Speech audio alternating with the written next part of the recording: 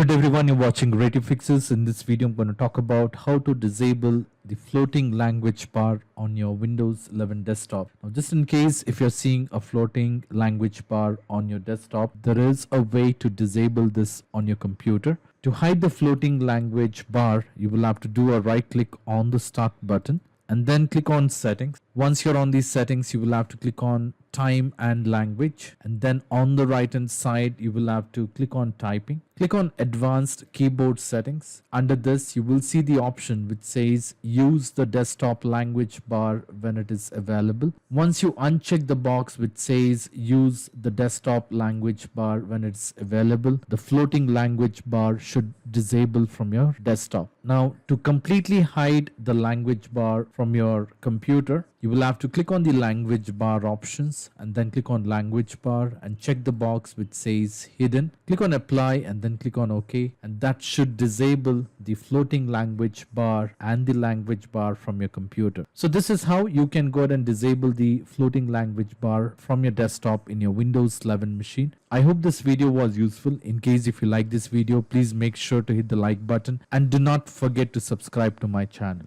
Thank you. Have a great day.